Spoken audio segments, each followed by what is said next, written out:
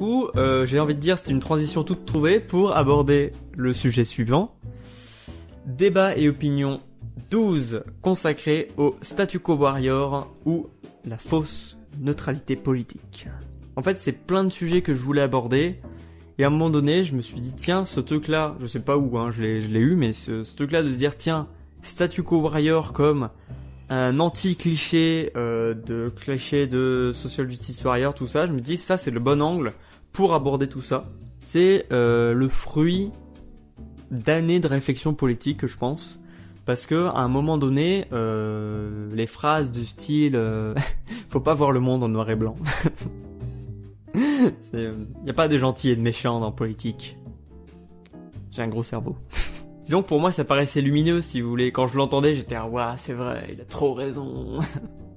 Mais bon, c'est du pseudo bon sens, si vous voulez. C'est pas une réflexion politique, si tu veux. Par exemple, une phrase que j'avais pendant longtemps, c'était vraiment un truc pour moi très important. C'est la citation « Un peuple prêt à sacrifier un peu de liberté pour un peu de sécurité ne mérite ni l'une ni l'autre et finira par perdre les deux. » Benjamin Franklin.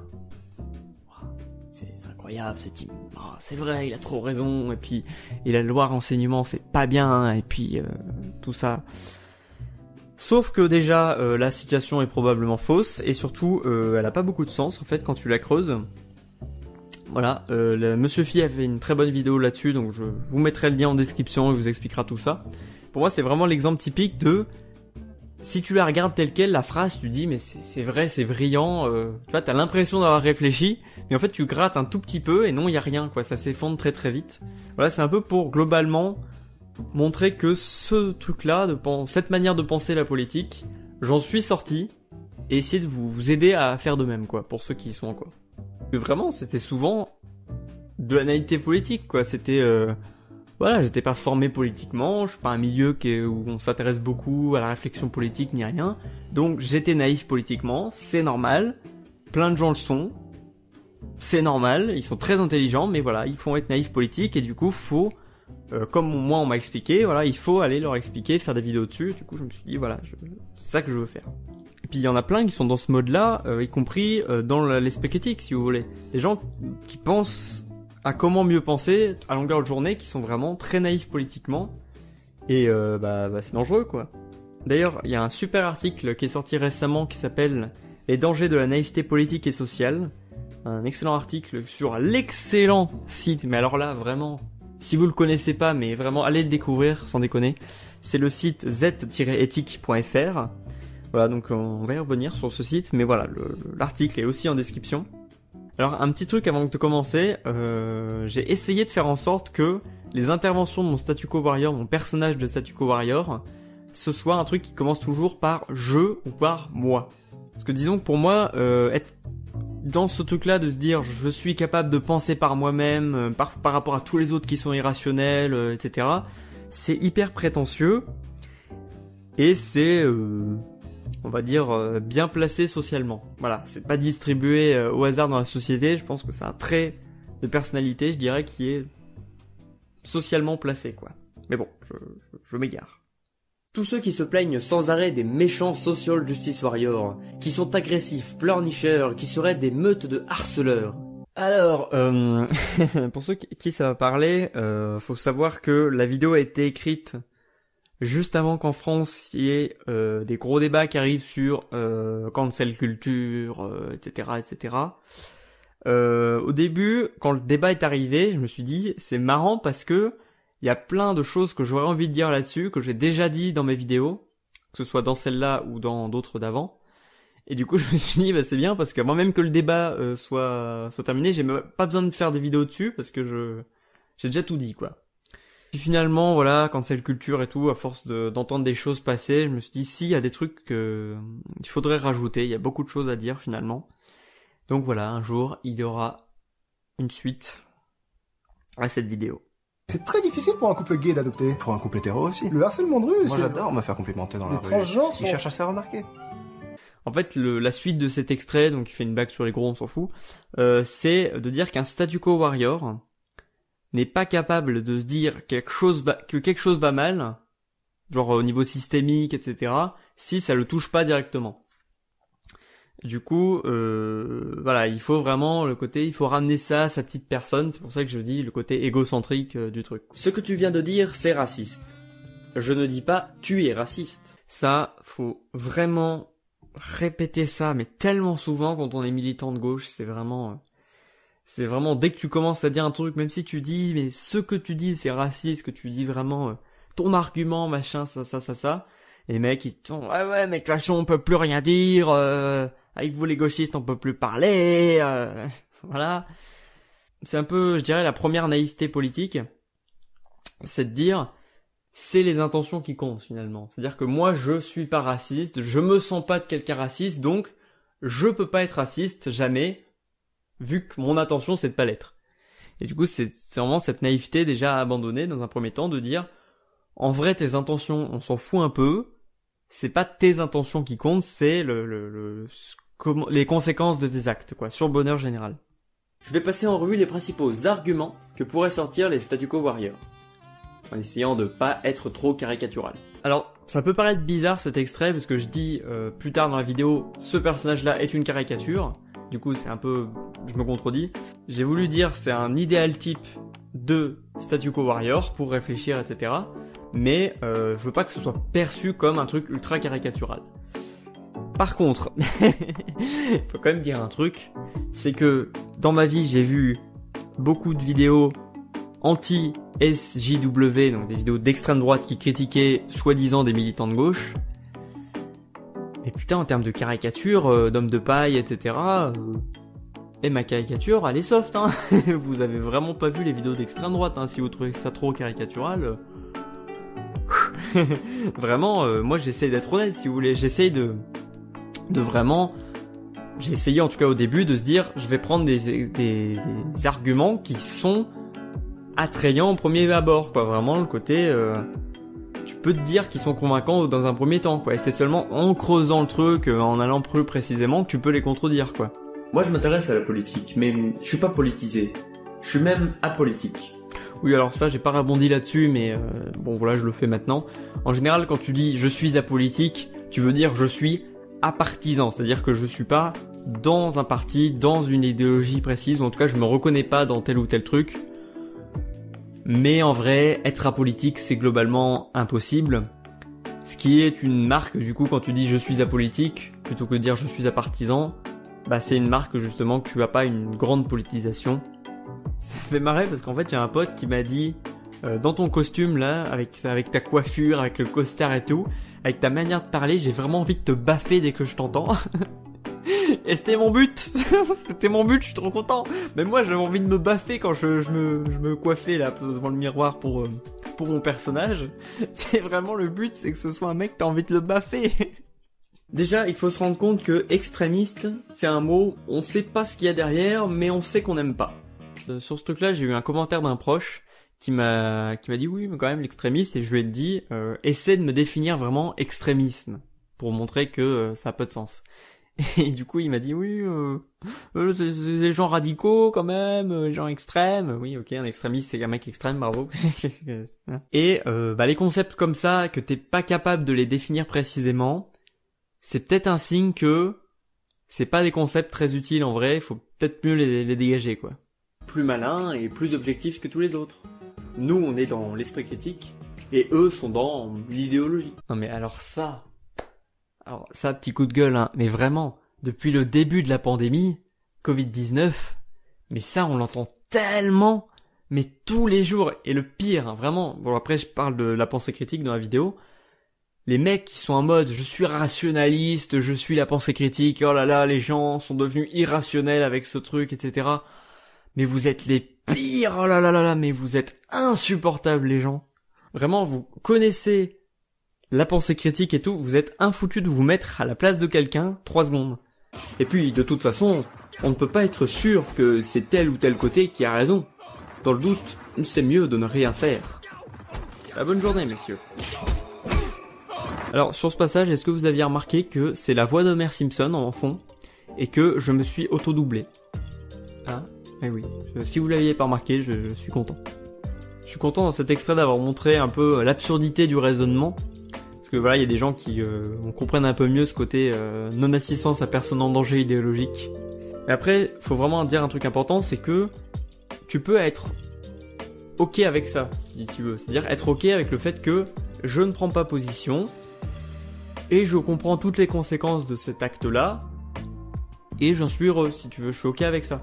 Mais sinon, mon but c'était vraiment de faire comprendre aux gens les conséquences du fait que ne pas prendre position, ça a des conséquences en fait, voilà.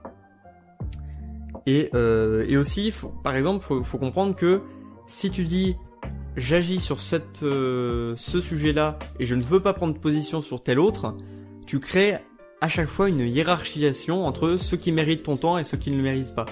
Bah, typiquement, si tu dis je m'en fous du sort des animaux, bah, voilà, t'as les humains qui méritent ta considération morale et les non-humains qui ne le méritent pas. Bon. Et c'est vraiment mon but en fait, c'est que ceux qui se sentent progressistes se mettent à agir concrètement en mode bah si en fait je trouve qu'il n'y a pas de raison d'avoir hiérarchisation, donc faut agir sur ce truc là. Et ceux qui sont vraiment conservateurs, bah ils s'en rendent compte en fait, c'est tout, et qu'ils arrêtent de se revendiquer progressistes quoi. Je suis pas contre les féministes ou les antiracistes. C'est juste que quand je discute avec eux, ils ont de mauvais arguments. Et quand j'essaie de leur montrer, ils s'énervent. Un truc que je pourrais rajouter, c'est que moi je suis le premier en tant que militant à dire que quand t'es militant, quel que soit ton bord, tes causes, etc., tu dois avoir de l'autocritique, tu dois être capable de dire à d'autres militants quand est-ce qu'ils vont un peu trop loin, etc., etc. Mais en fait, un statu quo warrior, c'est un mec qui va faire que de la critique d'autres militants, en fait, sans être militant à un moment donné lui-même. C'est vraiment le gars qui va essayer de chercher la petite incohérence, genre ah t'es communiste, mais pourtant tu utilises Google, ah je t'ai bien eu, ah je t'ai mouché. Au-delà du côté insupportable, bah pour moi c'est un peu hypocrite d'un côté de faire ça par exemple à des féministes et de dire ah mais non mais je suis pas anti-féministe, je ne fais que pointer les mauvais côtés, etc., etc. Si vous voulez, pour faire de l'autocritique des militants, il faut être reconnu comme un militant soi-même, si vous voulez. Voilà. Et là, ça me démange beaucoup de parler de cancel culture, mais je vais m'abstenir pour le moment. Ce que je reproche aux militants féministes, c'est qu'ils n'en sortent jamais. Voilà, si je me rends compte que même si j'ai beaucoup bossé pour toutes ces parties avec Statu Quo Warrior, j'ai retravaillé le son, etc., ça s'entend que je suis dans une pièce où il y a de l'écho à mort, donc voilà, je m'excuse. Je m'excuse pour ça. You come for the laughs and the entertainment, but what sticks in your head isn't necessarily a pro-right agenda, but an anti-left one. J'aurais peut-être dû parler un peu plus de cet aspect-là. Il y a beaucoup de vidéos américaines, c'est très américain comme truc, où t'as des vidéos qui sont en mode comment je suis passé d'un mec très peu politisé à un mec clairement d'extrême droite sans m'en rendre compte. Donc voilà, il y a plein de témoignages qui sont très impactants, et puis surtout tu te dis ça peut vraiment tomber sur n'importe qui quoi. Il y a une porosité en fait entre des gens pas très politisés qui regardent certaines vidéos pour se marrer et l'extrême droite si vous voulez. Par exemple, un mec pas très politisé qui regarderait Raptor Dissident en mode oh il est marrant, bon il est pas, ça a pas l'air très très politique, moi ça m'intéresse pas ce qui est politique et tout. Il se rend pas compte qu'il est en train de s'imprégner d'une idéologie d'extrême droite qui est vraiment toxique pour lui, pour la société, ça modifie vraiment sa vision du monde, alors que ça se vend juste comme des vidéos, vraiment on n'est pas anti-féministe, on se moque juste de certains militants, etc., etc. Puis en fait si, c'est complètement des vidéos très très politiques, mais le fait de s'en rendre pas compte, ben ça a un vrai impact quoi. Et a théorisé le paradoxe de la tolérance. Alors là c'est marrant parce que le paradoxe de la tolérance est critère de réfutabilité. Voilà. J'ai parlé 2 fois de Popper, j'ai parlé des 2 trucs intéressants chez Popper. Voilà, j'en parlerai plus jamais en bien. C'est fini. Rio. Alors, par rapport à la dernière partie sur l'inculture politique, même si on va dire que les manipulateurs en politique ça existe, je vous apprends rien, je dirais que la plupart des gens qui vous sortent des arguments de type Statu Quo Warrior, en vrai ils le font plus par naïveté politique, parce que ils ont pas eu la bonne formation de politisation, et du coup ils sont incapables de penser vraiment concrètement ce dont ils parlent quoi. Mais voilà, encore une fois, dans le monde actuel, c'est normal, si tu veux, c'est normal. C'est pas dans les médias traditionnels que tu peux avoir une bonne formation politique.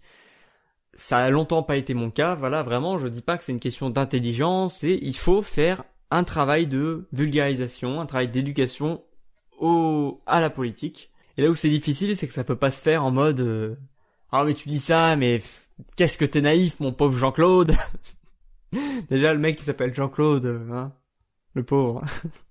Faut juste réfléchir et être capable de prendre toutes les bonnes idées qui viennent de droite, de gauche ou d'extrême droite. Bon, je pense que c'était pas très subtil, mais est-ce que vous aviez remarqué qu'il manquait l'extrême gauche dans le côté il faut prendre des idées de partout, hein, bon, c'était la petite blagounette. Je suis d'accord pour changer le status quo, mais pas n'importe comment. Il faudrait pas que les choses soient sans dessus dessous. Ah oui. Est-ce que vous l'aviez? Vraiment, est-ce que vous aviez chopé la référence de ce passage? Je suis trop fier de moi d'avoir mis ce truc-là. C'était une référence à cette musique brownie carrément culte, enfin ce remix de musique culte absolument incroyable, Discord. On croit que les mauvaises idéologies ont tendance à disparaître, donc il suffit de laisser le temps passer, et on aura comme ça une sélection naturelle et qui fera survivre uniquement les meilleures idées dans la société. Là je dis pas le mot qui me démangeait, même si ça aurait pu être un angle de la vidéo. Enfin, vraiment le côté laisser faire appliqué à la politique, ça s'appelle le libéralisme politique. Vraiment ce côté ordre spontané, refuser de dire qu'on a une idéologie, bon bah voilà, hein, c'est un truc de libéral quoi. Et encore une fois, vraiment, c'est pas sale d'avoir une idéologie quoi, c'est juste que faut assumer quoi, c'est tout. Certains disent que la Terre est ronde et d'autres disent que la Terre est plate. Moi je suis pragmatique, je sais que c'est une demi-sphère. Voilà, ça on appelle ça le sophisme du juste milieu. Je vous mettrai aussi le lien d'un article, enfin c'est une bande dessinée en article, de Insolent Veggie, qui disait ce truc incroyable, à savoir, dans juste milieu, l'important, c'est le juste, pas le milieu. Et vraiment, allez voir cette BD, elle est très très bien. Ce qui est au centre est forcément mieux. Là, c'est du prêt-à-penser. Je pense que cette expression du prêt-à-penser, ça résume bien, genre, la liberté d'expression est sacrée. Wow, c'est vraiment, c'est une phrase qui est trop bien, mais en fait, tu réfléchis pas suffisamment avec ce genre de phrase toute faite. Donc voilà, faut dépasser ce prêt-à-penser, et c'est ce que j'essaie de faire justement avec cette vidéo, c'est de vous enjoindre les gens à dépasser ce qui paraît évident. Les statu quo warriors passent leur temps à redéfinir les règles du débat. Comme ça, parce que ça les arrange. Alors, ça peut paraître un peu trivial comme passage, mais vraiment, je vous prie de croire que c'est très usant quand tu vulgarises la sociologie, où t'essaies de montrer, voilà, qu'il y a des mecs qui ont fait une définition un peu carrée, un peu forte du truc, et que les mecs qui te répondent en mode oui mais non, le racisme c'est pas ça parce que je l'ai lu sur le dictionnaire et que... De toute manière, les militants féministes, LGBT, sont tout le temps énervés. Et on peut pas bien discuter politique avec ces gens-là. Alors là, j'ai pas utilisé le mot, mais j'aurais peut-être dû. C'est tone policing, c'est-à-dire cette idée que quand t'es militant, on n'arrête pas de te dire, il y a une injonction en fait à être plus calme, à être plus serein quand tu parles, etc. Alors vraiment, moi je suis le premier à dire la bienveillance c'est important, etc. Mais des fois tu te rends pas compte, mais c'est horrible de dire ça à quelqu'un en fait. C'est globalement genre mettez-vous à la place des gens 2 minutes, je sais pas, genre parler d'agression sexuelle au niveau politique avec quelqu'un qui a subi ça. Tu vois, lui dire non mais calme-toi, tu prends le sujet trop à cœur, etc. C'est une violence assez forte. Du coup c'est un truc un peu bon à éviter quand même. Genre c'est bon, tu utilises un ton comme ça, j'ai pas besoin de réfléchir avec toi, etc. C'est assez chiant comme réaction quoi. Tout le monde m'a dit qu'il fallait que je me taise. Bah, comme ça. On a voulu me censurer. Alors là c'est peut-être un exemple un peu grossier. Alors je dis que c'est caricatural, mais en vrai, pas tant que ça. Parce qu'il y a des mecs, personnalités publiques, mais des fois c'est juste des mecs qui ont 100 000 abonnés sur YouTube si tu veux. Et ils se mettent, dès qu'ils ont un peu de critique, à être en mode ouais on veut me censurer machin, alors qu'en fait c'est des personnalités publiques donc ils sont critiqués, c'est normal, et vraiment genre ils essaient de faire passer tous les gens qui les critiquent pour des censeurs et tout. Vraiment la moindre critique c'est oh là là on veut me faire taire, donnez-moi une tribune au Figaro vite que je puisse dire à quel point je peux plus rien dire. Suivez la meute, jouez au plus malin tout le temps, et vous vous ferez manipuler comme tous les autres.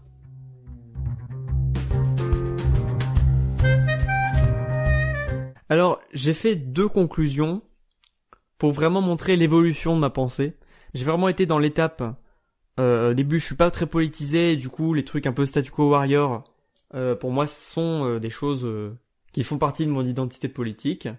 Genre, je me refuse de me reconnaître dans tel bord ou telle idéologie politique. Ça, c'est les extrémistes qui se définissent comme de gauche, par exemple. Hein, non. Ensuite, deuxième étape, je remets en cause tout ça. Et je dis, voilà, les statu quo warriors, c'est l'ennemi à abattre. Il faut vraiment faire disparaître ça aux armes, citoyens, etc., etc.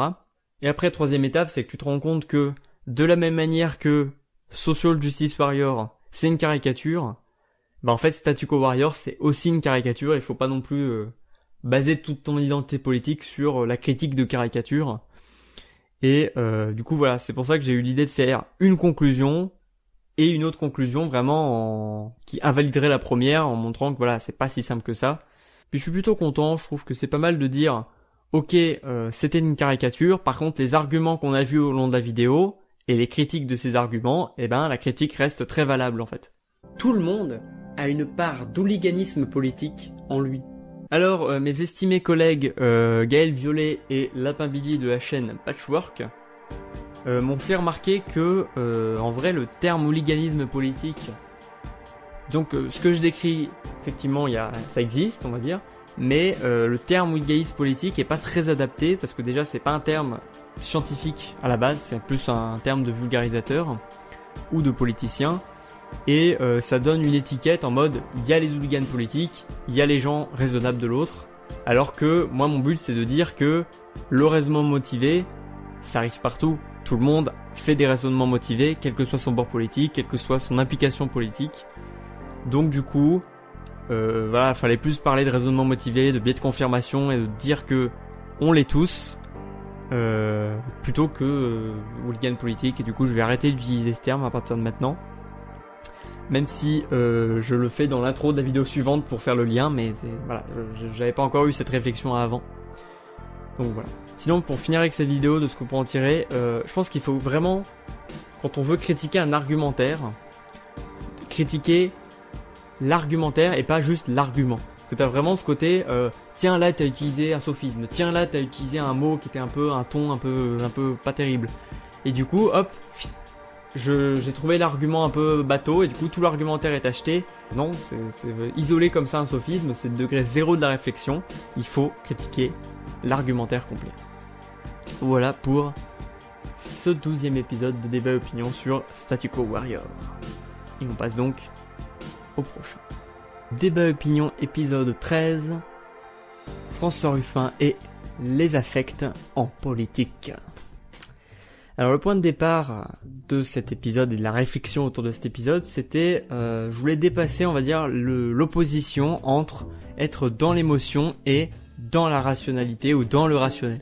Si vous voulez poursuivre ce truc-là, un des trucs qui est dans la description que je peux vous conseiller, c'est un article, encore une fois, de z-ethique.fr. En fait, c'est un truc qui s'appelle « Les émotions et la rationalité », qui est inclus dans leur série d'articles « Les gens pensent mal, le mal du siècle ». Et cette série d'articles, vraiment, pour moi, ça devrait être une base de la pensée critique francophone, on va dire. Ça devrait être un classique, parce que pour moi, cette série de 6 articles, elles sont vraiment essentielles. Donc voilà, je vous conseille l'article, du coup, Les émotions et la rationalité, qui va un peu plus loin que ma vidéo là-dessus, quoi. Là encore, je me suis dit, comment je peux parler de ce truc-là, comment je peux parler des affects, de la crise de représentation politique, etc., de l'émotion politique. Et en fait, c'est en ressortant du film Jeux du Soleil, la deuxième fois que j'y suis allé au cinéma, c'est en ressortant, je suis ressorti vraiment ultra galvanisé, en mode putain, j'ai trop d'énergie, je suis trop déter pour aller militer. Et je me suis rendu compte du coup de ce truc des affects, parce que sur le côté déterminisme, je le connaissais depuis des années, mais je me dis c'est vraiment en fait le moteur de nos pouvoirs d'agir en politique, et c'est vraiment pour ça que le film est aussi efficace, le film Jeu du Soleil. C'est pour ça que Ruffin est aussi efficace dans ce qu'il fait. Et je me dis, c'est pour ça qu'il faut faire passer, que j'ai envie de parler d'affect en politique. Voilà. Assez vite, je me suis dit, ok, je vais parler de Ruffin et des affects en politique. Je vais séparer, première partie, Ruffin reporter et Ruffin député. Parce que c'est pas du tout le même statut. Par contre, on voit bien la cohérence de l'un à l'autre. Donc je me suis dit, voilà, ça c'est une bonne séparation. À la base, je voulais faire du coup une grande conclusion sur, du coup, la place des émotions en politique, enfin, et des affects en politique. Et puis, en fait, ça rentrait plus au bout d'un moment, du coup, je me suis dit, bon, bah, plutôt que faire une grosse conclusion, je vais faire une partie 3. Ça fait une troisième partie qui est un peu plus courte et qui parle plus beaucoup de Ruffin, mais au moins, voilà, ça me permet d'aller plus loin, d'aller vraiment au bout du sujet. En fait, le gros problème, je pense, de cette vidéo, c'est que j'ai pas assez vite choisi entre affect et émotion. Est-ce que je parle de l'affect en politique ou de l'émotion en politique? Du coup, ça se ressent un peu, quoi. Voilà, il aurait fallu choisir plutôt de dire, ok, je parle d'affect en politique et les émotions, c'est un sujet parmi d'autres dans la vidéo, quoi. Et encore une fois, du coup, le but de la vidéo, c'est d'interroger les liens entre esprit critique et politique. Trop de gens pensent qu'il faut séparer les deux, alors qu'au contraire, je pense que c'est essentiel de renforcer les liens entre les deux disciplines. Voilà, c'est un objectif que j'ai globalement. Je vous mettrai le lien en description d'un fil Twitter que j'ai fait, un thread Twitter où je parlais de ça justement. Quel est mon objectif avec ces vidéos? Bon voilà, bref. On prend nos énergies, ce sont les élections qui règlent les problèmes et ce n'est pas la rue. Alors voilà, une intro un peu mise en scène, etc. Ça peut paraître un peu cringe, mais disons que je prends des risques, si vous voulez, voilà, avec des gros guillemets, c'est pas de très grand risque non plus, mais j'essaye un peu de sortir de ce truc-là, de juste dire, on fait de la vulgarisation, on fait pas de blagues, on fait juste du plan fixe, on regarde la caméra comme ça dans les yeux pendant une demi-heure. Non, faut rendre ça un peu plus vivant, parce que sinon on s'emmerde. Je me dis, il faut penser aussi aux gens qui sont pas habitués à consommer beaucoup de la vulgarisation. Si tu lui dis, vas-y, je vais te parler pendant 43 minutes de politique, de sciences politiques, de trucs, ci et de ça, c'est emmerdant, donc faut un petit peu avoir un truc plus vivant, on va dire. Voilà, je me dis au moins faire un peu de mise en scène, ça contribue à faire qu'on s'emmerde moins, quoi. Un coup c'est une fake news, un coup c'est un sophisme, un coup c'est une anecdote, donc une preuve de rien du tout. Alors en vrai, si une anecdote, ça peut être un élément utile dans certains contextes, notamment en histoire. Donc je vous renvoie à débat opinion numéro 9 qui parle d'épistémologie en histoire. Mais voilà, vu que j'en ai déjà parlé avant, je me suis permis cette simplification. Vous m'excuserez les historiens. Mais tout ça, la science et tout, ça ne parle pas vraiment de morale. C'est très utile, hein, bien sûr, mais ça ne pourra pas être suffisant. Alors comment on fait avec la politique? Enfin voilà, là c'est du coup, je me répète, mais c'est un point de départ pour moi, c'est de dire, il y a des gens qui opposent tout ce qui est pensée critique avec tout ce qui est politique, et pour moi ils ont une mauvaise définition du truc, parce que pensée critique c'est quoi penser et quoi faire, et pour faire, eh ben c'est la politique, c'est la morale, c'est voilà, il faut aussi penser ça, et voilà, faut surtout pas l'ignorer, quoi. Bah, là-dessus justement, il y a un commentaire que j'ai reçu qui me disait, je me suis senti mal parce que j'avais l'impression que ta vidéo était politisée. Vous voyez, c'est vraiment ce côté, pour ces gens-là, il y a d'un côté le politique extrémiste, tout le monde s'engueule, tout le monde n'est pas d'accord, il n'y a pas de méthode, c'est n'importe quoi, et la scientificité, le rationnel, le neutre, etc., quoi. Et genre, bah, je veux regarder que ça, et si c'est un peu trop politisé, c'est de la propagande, je veux pas, oulala, je ne veux pas entendre d'arguments sur ce que je ne connais pas. Ben voilà, du coup, je pense qu'il faut pas être parano, pas opposer le truc, et être capable de dire, bah ok, c'est politique, mais c'est pas grave. Il fait partie d'un type d'intellectuel qu'on appelle souvent la gauche critique. On va s'attarder un moment là-dessus pour comprendre de quelle tradition il vient, notre François Ruffin. Alors, est-ce qu'il vous plaît ce logo, hein? C'est moi qui l'ai fait, c'est moi qui l'ai créé pour l'occasion.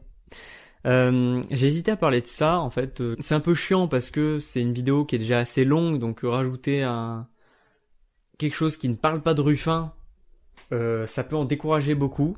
Mais je me suis dit, oh, c'est intéressant quand même, il faut bien introduire le concept d'affect, il faut quand même montrer un peu qu'est-ce que c'est la gauche critique pour que les gens aient envie d'aller voir ça, etc.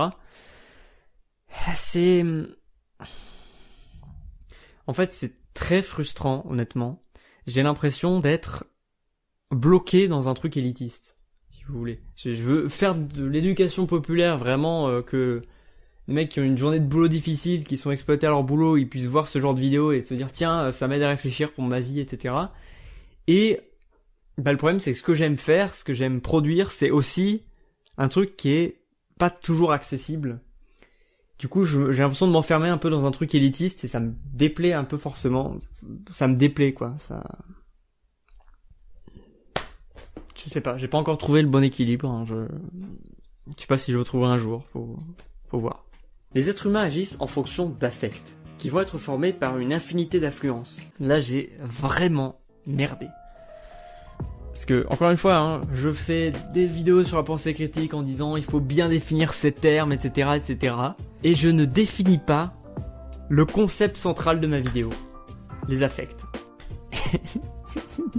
Débile. Je suis débile. Alors du coup, je vous le dis maintenant, même si c'est un peu tard, pour moi, un affect, c'est version Spinoza du coup, à savoir que c'est une modification du milieu qui provoque un certain état de l'esprit. Donc ça peut être une émotion, effectivement, ça peut être une humeur et ça peut être une sensation.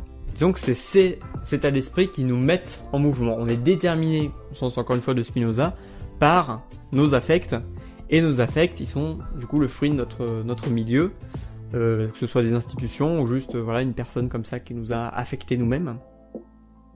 Et pour donner un exemple, si on nous retire une liberté, ça a une réaction en nous qui est un affect négatif, mais ça va provoquer dans le même temps un affect positif de se battre pour retrouver cette liberté. Et du coup voilà, on est mis en mouvement par cet affect de retrouver sa liberté. Voilà. Bon, c'est un exemple vite fait, mais voilà, je pense que j'aurais dû définir plus à ce moment-là qu'est-ce que c'est un affect, quoi. Avant, le travail, c'était la torture, la corvée, mais on en avait besoin pour survivre. Avec l'arrivée du capitalisme, le travail, c'est ce qui permet d'avoir de l'argent pour acheter à manger et voire même ensuite du confort. Essayer de résumer Lordon brièvement, ça peut paraître une bonne idée, mais en vrai, ça marche pas trop. Bon, disons qu'une personne qui connaît bien Lordon, voilà, ça lui fait un petit rappel et on passe vite à autre chose. Mais encore une fois, voilà, on reste sur un peu un côté élitiste, en mode, vas-y, si tu connais pas, dégage. Donc voilà, un jour, je reparlerai de ça. Mais littéralement de ça, c'est-à-dire vraiment qu'est-ce que c'est le nouvel esprit du capitalisme, qu'est-ce qu'il dit Lordon.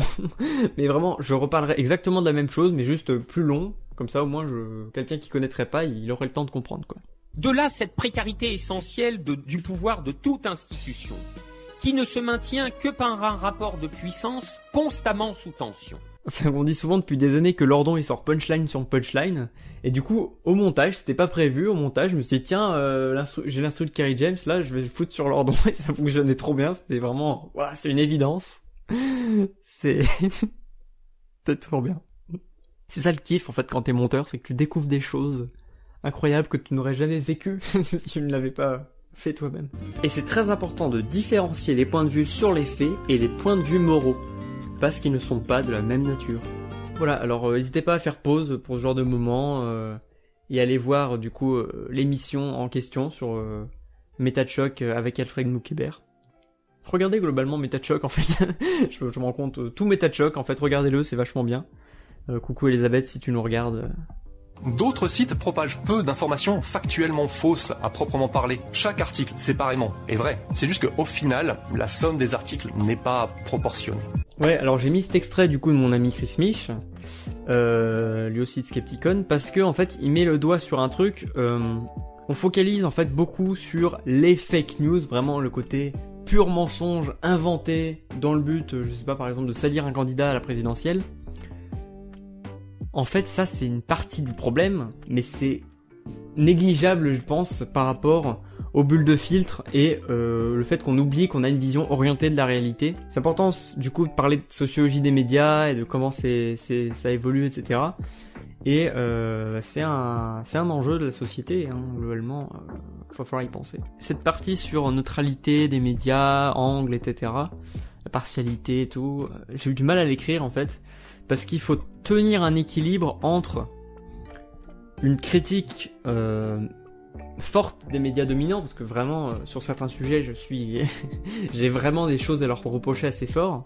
D'un autre côté, j'ai pas envie de tomber dans confusionnisme, parler des médias comme un tout, des merdias, hein, pour reprendre une expression à la mode.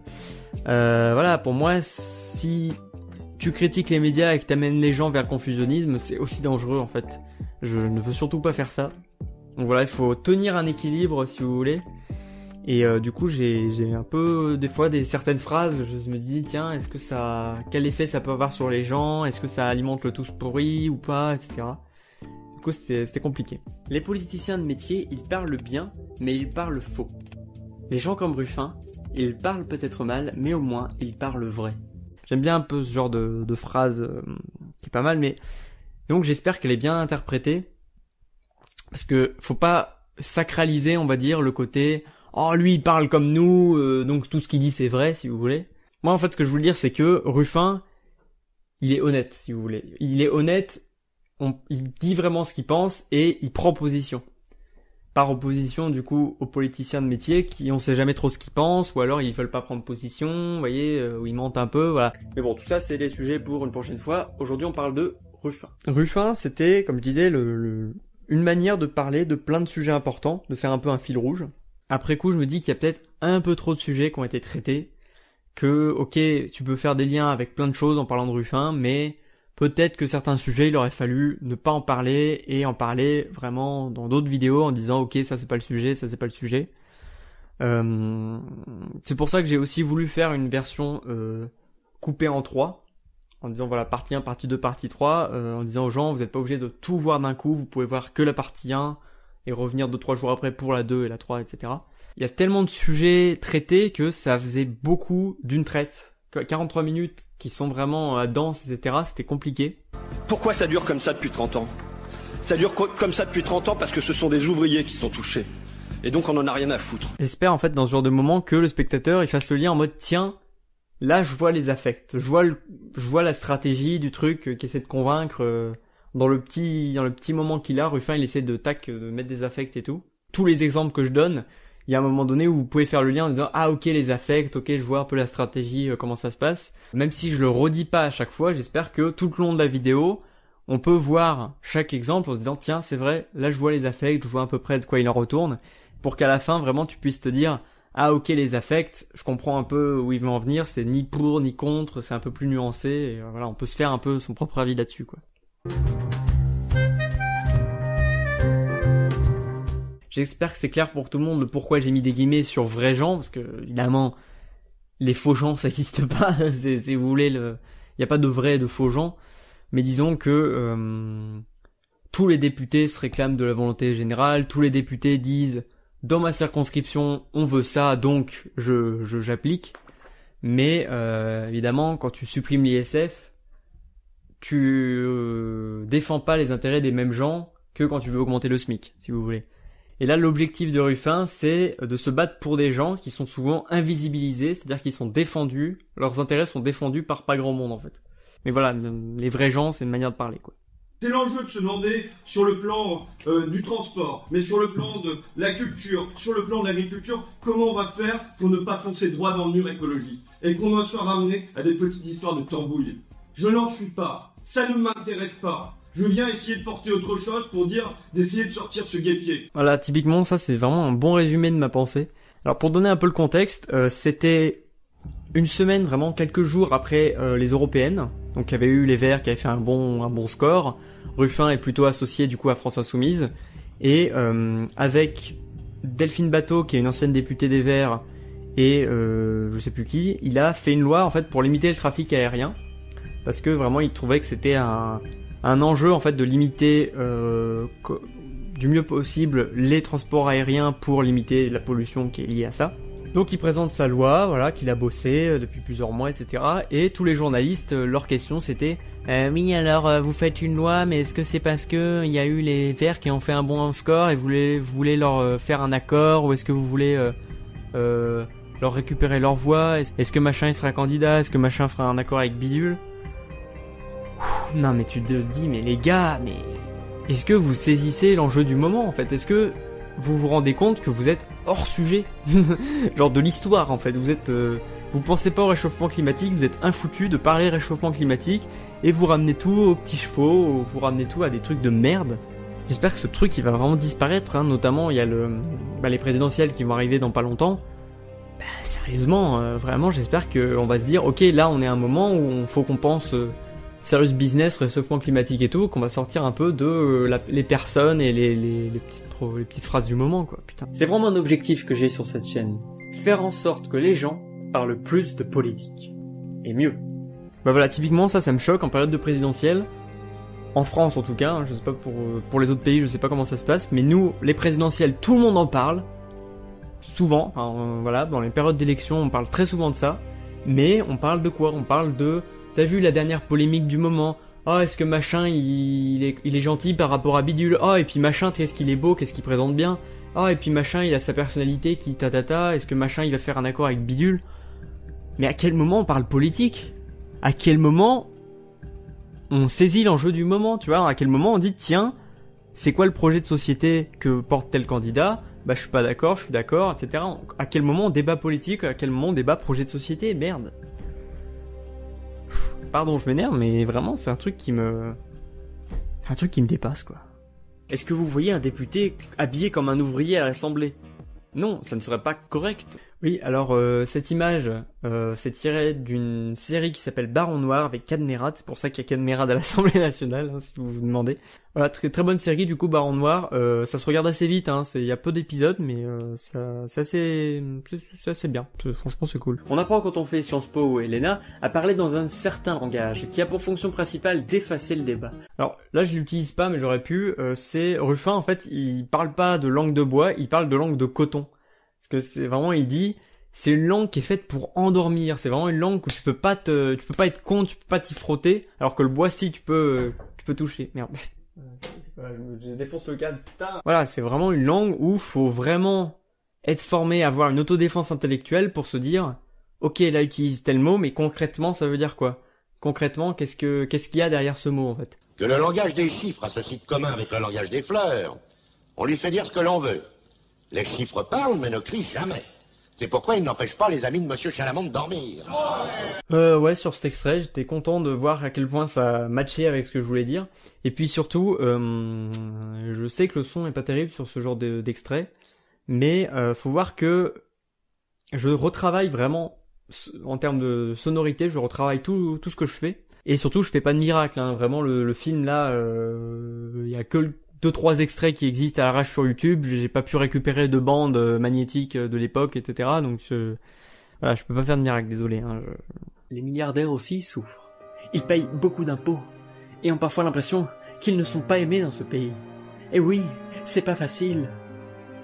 Voilà, j'espère qu'avec cet extrait poignant, vous aurez un peu plus d'affect pour ces pauvres milliardaires qui sont souvent mal vus par des gauchistes comme vous, là. Vilain gauchiste. Qui illustre bien cette importance de l'écologie sociale. Je sais pas si ça vous le fait, mais à chaque fois que je vois cet extrait, même en montage, à chaque fois que je le montais, je vois cet extrait, même si j'ai mis une autre musique, j'ai la musique Gilet jaune dans la tête.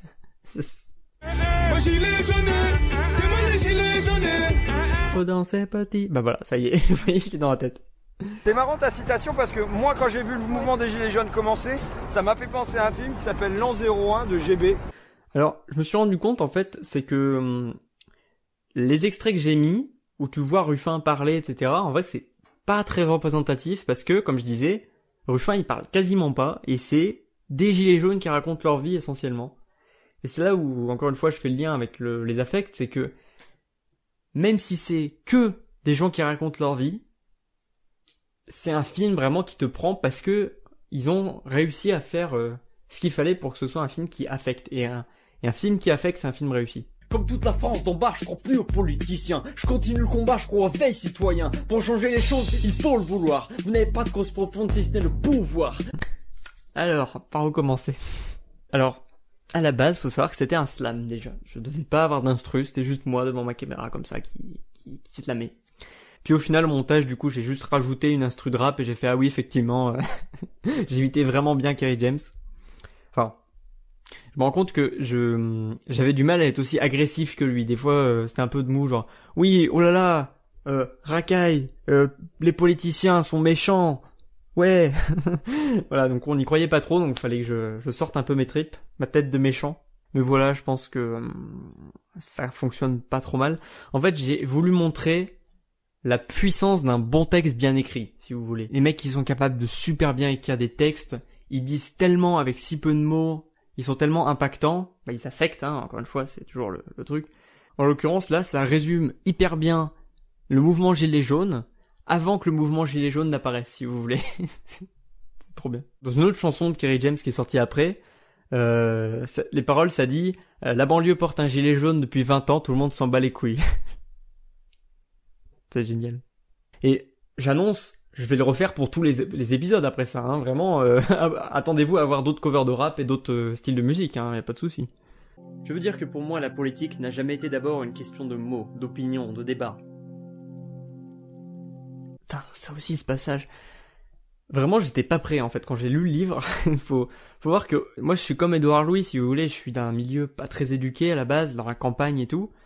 Et voilà, on arrive dans les milieux universitaires, on parle de philosophie politique et tout, on dit « Ah, c'est intéressant, ça me plaît et tout ». Et puis moi, voilà, je crée une émission qui s'appelle « Débat et opinion ». C'est vraiment, il arrive, Édouard Louis, j'ai l'impression qu'il avait écrit pour moi le truc, et il me dit « Mais ok, c'est sympa, on s'amuse bien à discuter, débat, opinion, machin, mais voilà, tu vas te calmer un peu, tu restes un privilégié, quoi. » Bon, du coup, voilà, j'ai repris un extrait de ce bouquin. Donc Pierre Bourdieu, l'insoumission en héritage, du coup dirigé par Édouard Louis, c'est un ouvrage collectif. Il est pas mal ce bouquin, je vous le conseille, ça se lit assez vite, il y a plein d'auteurs. Il y a Lordon par exemple, il y a Lordon qui écrit dedans. C'est un bouquin assez sympa sur les thèses de Pierre Bourdieu et comment il a été réinterprété, repris et intégré par les différents auteurs, donc c'est plutôt cool. Du côté de la rationalité instrumentale, c'est les raisons d'agir. Alors, sur cette partie, je me place beaucoup du point de vue du sociologue qui a le plus étudié la rationalité, à savoir Raymond Boudon. Et oui, je suis capable de citer des sociologues de droite, quand je veux. Il faisait pas vraiment la différence entre raison de croire et raison d'agir, parce que pour lui, raison de croire, c'est inclus dans les raisons d'agir. Vous voyez, si vous voulez, croire, c'est une action. Mais puis on agit toujours en fonction d'une certaine croyance, du coup il n'y a pas de raison de les opposer. Mais en fait j'ai repris ce truc-là parce que je pense que cette distinction elle est utile pour vulgariser, si vous voulez. Mais voilà, maintenant que si c'est bien compris pour vous, faut savoir que lui il faisait pas vraiment la distinction réelle entre les deux. Physiquement, une émotion peut se caractériser par le pouls qui accélère, notre ventre qui se noue. Bref, c'est quelque chose qu'on va ressentir sans trop pouvoir le contrôler. Bah voilà, là c'est un peu aussi le problème de pas avoir trop choisi entre l'émotionnel ou l'affect, c'est que y a plein de choses que je voulais dire sur l'émotionnel. Au final, au dernier moment, tout est parti, quoi. Du coup, c'est un peu, du coup, cette partie-là, j'aurais pu plus parler d'émotionnel, qu'est-ce que c'est une émotion et tout. J'avais les connaissances pour, si vous voulez, mais dans la vidéo, par rapport à la problématique de départ, en fait, je me suis dit, ouais, c'est pas pertinent, donc allez hop, ça dégage. J'ai un peu trop sabré, peut-être, et du coup, il reste plus grand-chose. Voilà. Je me dis, est-ce que ça aurait plus alourdi la vidéo? Est-ce que vous auriez aimé que je parle plus de qu'est-ce que c'est une émotion? Bon. Bref. Tant pis. Faut voir que la stratégie de l'émotionnel, comme la stratégie très philosophique du gars qui va prendre de la hauteur pour réfléchir. Oui, alors là, évidemment, j'ai eu des gens qui me disaient, oui, mais quand même, l'appel à l'émotion, c'est un sophisme, moi je veux avoir de la nuance, je veux des choses complexes, etc. Oui, d'accord, moi aussi, évidemment, je veux de la nuance et de la complexité, si vous voulez. Mais pour faire des grandes dissertes sur un sujet, pour voir tous les tenants et aboutissants d'un sujet et écrire des bouquins dessus, etc. C'est bien, si vous voulez, mais c'est toujours moins impactant qu'un slogan politique. Donc à un moment donné, pour convaincre, il faut aussi penser en termes d'efficacité. Voilà. Et souvent chez les gauchistes, on aime tellement philosopher que on oublie que pour faire la révolution, il faut convaincre aussi. Donc on oublie un peu souvent ce côté efficacité. Du coup, je pose la question, est-ce que dans un premier temps, vaut mieux pas investir le terrain de l'émotion, quitte à être simpliste dans ce qu'on dit, pour dans un second temps, amener les gens dans la nuance, etc., montrer que c'est pas si simple que ça, etc. Voilà, donc je pose la question, je pense que vous avez mon opinion maintenant sur le sujet. Mais voilà, faut y penser, vraiment, pensez aussi à l'efficacité et pas juste pour vous, qu'est-ce que ça vous ferait plaisir, faut aussi avoir ça en tête comme stratégie politique, on va dire. Nos émotions sont pas à combattre, on ne doit pas les nier, au contraire, on doit les écouter. Ce sont comme des sonnettes d'alarme, elles nous avertissent de notre bouillonnement intérieur. Alors là, c'est un peu du spoil, mais du coup, la vidéo dont c'est tiré, c'est-à-dire les chemins de la censure, tiré Horizon par la chaîne Hacking Social, c'est ça. Pour moi, c'est vraiment leur meilleure vidéo et une des meilleures vidéos de toute ma vie, que j'ai vue de ma vie, je peux pas le dire autrement, c'est trop bien. Mon but, en fait, c'était aussi, par cette vidéo-là, de se dire, les gens qui connaissent pas Hacking Social ou qui ont pas vu toute la vidéo, parce qu'elle fait quand même plus d'1 heure, donc c'est assez long, je veux les inciter à dire, ok, c'est intéressant ce truc-là, je veux y aller, quoi. Et, vous avez remarqué, du coup, 2 épisodes d'affilée où je cite des extraits de cette vidéo-là particulièrement, donc quand même, je pousse. Ça, c'est la vraie pensée critique.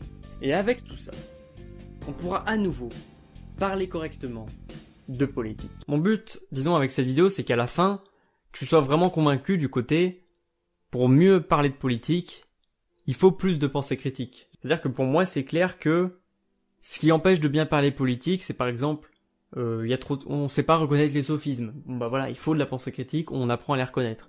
Mais encore une fois, hein, quand on aura tous de la pensée critique, on sera pas d'accord sur tout, hein. Vraiment, on sera en désaccord sur plein de trucs, mais au moins on pourra bien en discuter. C'est ça en fait, l'objectif, c'est de pouvoir mieux discuter politique, pas qu'on soit tous d'accord. Pour qu'on soit dans la situation de dire, on n'est pas d'accord, débattons-en, il faut que la personne en face, elle soit pas de côté, non mais là il y a pas de débat, moi je suis juste pragmatique, je fais que poser des questions, etc., etc.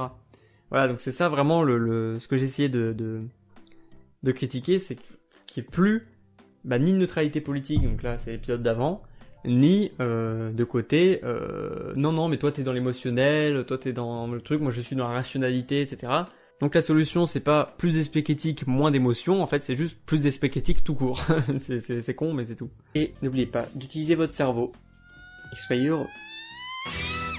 Voilà, le jingle de fin que les vrais auront reconnu. Faut savoir que moi à la base j'ai voulu faire cette vidéo là précisément comme un hommage à l'émission qui m'a le plus matrixé politiquement, à savoir Mes chers contemporains, du coup de Usul, à l'époque du coup avant qu'il soit sur Mediapart. Et disons qu'avec l'évolution du texte, ça se ressent moins, mais j'ai vraiment conçu ça comme, au départ, voilà, Mes chers contemporains sur Ruffin, comme si c'était sorti par Usul, mais sauf que c'est moi qui l'aurais écrit. Vu que, voilà, j'ai vu la manière dont il écrivait à l'époque, je me suis dit non, mais finalement, ça me convient pas, il faut que je modifie un peu le truc. Ça se ressent moins à la fin de la vidéo, mais ce qui reste quand même, c'est ce truc-là, ce jingle de fin. Et du coup, le côté, voilà, on a parlé d'une figure de la vie politique actuelle, et au-delà de sa figure particulièrement et de son histoire particulière, on a évoqué plein de sujets intéressants pour comprendre, on va dire, le monde autour de nous, quoi. Bon voilà, du coup, je dis pas que j'ai réussi, mais au moins ça fait un petit lien en finissant sur le tring, pareil, ça fait le lien, quoi. Voilà, du coup on est arrivé à la fin, j'espère que c'était pas trop long, dites-moi vraiment ce que vous avez pensé du format.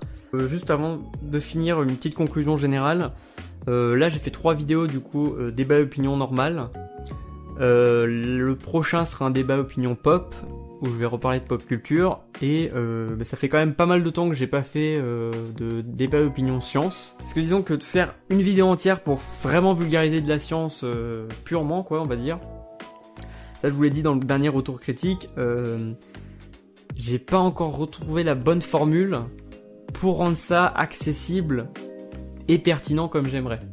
Donc ça viendra, ça, il y a des trucs qui sont en train de commencer à s'écrire, mais voilà, je suis encore en pleine réflexion là-dessus, quoi. Sinon, vraiment, j'ai une question pour les courageux qui sont restés vraiment jusqu'au bout. Je fais des vidéos, notamment celle sur Statu Quo Warrior, parce que j'ai beaucoup d'amis qui pensent comme ça. Du coup, j'aurais bien aimé que moi et ensuite les gens qui voient la vidéo, on puisse aller voir les gens et en disant voilà, t'es mon ami, voilà une vidéo qui parle de certains sujets, qu'est-ce que t'en penses, et qu'ils puissent se dire ah oui effectivement je comprends mieux, j'ai changé d'avis, etc., etc. Moi ça ne marche pas. Voilà, c'est une frustration que j'ai, c'est que globalement ça fonctionne pas des masses. Du coup, je vous demande, est-ce que vous, ça marche? Est-ce que quelqu'un, vous avez montré ça à quelqu'un et ça l'a fait changer d'avis dans le bon sens? Bon, voilà, dites-moi, je serais curieux de savoir. Voilà, c'est tout ce que j'avais à dire pour aujourd'hui, c'était déjà assez long. Dites-moi ce que vous pensez encore une fois du format retour critique, parce que par rapport à la dernière fois, j'ai essayé de changer un petit peu, rendre ça meilleur, mais peut-être que c'est pire et vous trouvez ça moins bien. Voilà, d'ici la prochaine fois, je vous souhaite un bon reconfinement. Merci de me suivre depuis bientôt 5 ans sur cette chaîne. Je vous dis à la bientôt pour la suite. Et n'oubliez pas de bien utiliser votre cerveau et soyez heureux.